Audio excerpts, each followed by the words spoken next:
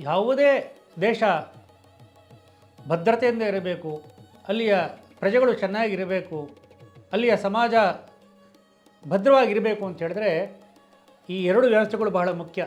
ಒಂದು ದೇಶದ ರಕ್ಷಣೆಯ ವ್ಯವಸ್ಥೆ ಮತ್ತು ಆ ದೇಶದ ಆರ್ಥಿಕತೆಯ ವ್ಯವಸ್ಥೆ, ಆ ದೇಶದ ಅರ್ಥ ವ್ಯವಸ್ಥೆ, ಇವೆರಡೂ ಕೂಡ ಸರಿಯಾಗಿರಬೇಕು.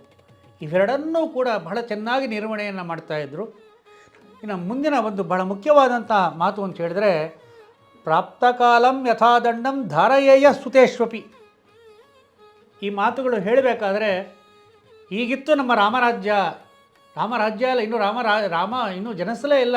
ರಾಮ ಬರಲಿಕ್ಕೆ ಮೊದಲಿದ್ದಂಥ ರಾಜ್ಯ.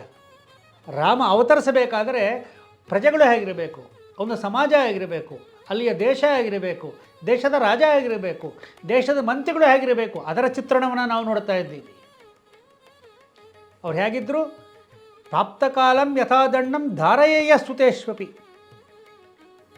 ಸ್ವತಃ ತಮ್ಮ ಮಕ್ಕಳೇ ತಪ್ಪಿದರೂ ಕೂಡ ದಂಡನೆಯನ್ನು ಕೊಡ್ತಾಯಿದ್ರು. ಎಲ್ಲಾದರೂ ಇದೆಯಾ? ಎಲ್ಲರೂ ಕಣ್ಣು ಸಿಗ್ತದ ನಮಗೆ ಇವತ್ತಿನ ದಿವಸ? ಸ್ವಲ್ಪ ಹೆಚ್ಚು ದಂಡನೆಯನ್ನು ಕೊಡ್ತಾಯಿದ್ರಂತೆ.